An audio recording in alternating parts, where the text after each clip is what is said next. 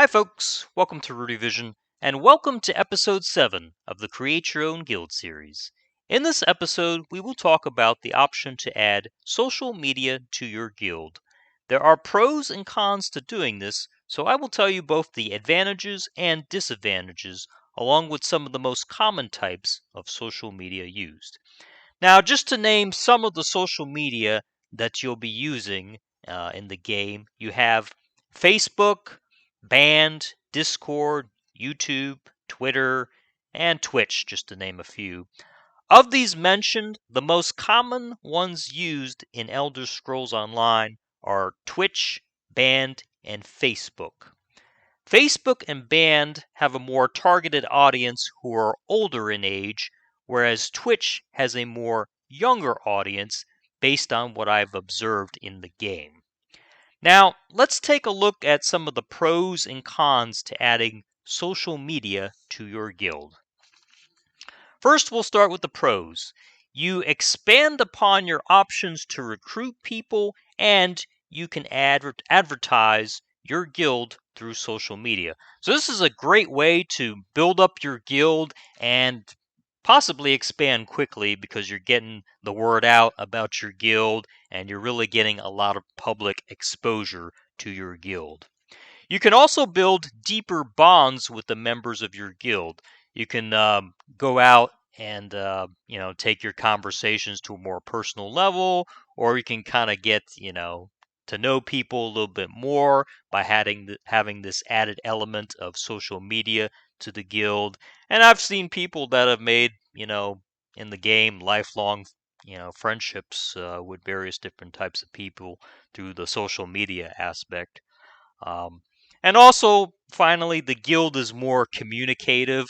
You get a lot of communication, both within the guild and externally in terms of advertisements, as I mentioned before. Now, having said that, let's look at some of the cons now to having social media. The first one is a big one. You run the risk of alienating people who are turned off by social media. So, people that don't like social media or are hesitant about social media in the first place, if they're playing this game just for the game, they're not going to like that aspect of your guild. And you got to be careful with this because it can alienate some of the members of your guild.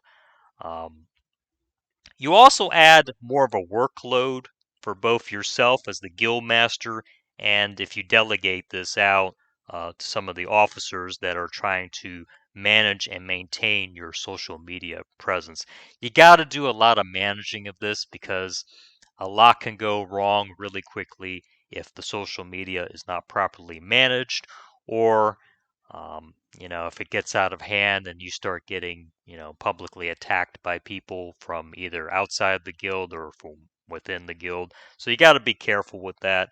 The guild might also get the label of being a clique. And like I said, that usually happens when you start alienating people by um, running the risk of doing events that are targeted towards people that are using the social media. That's where the biggest con is.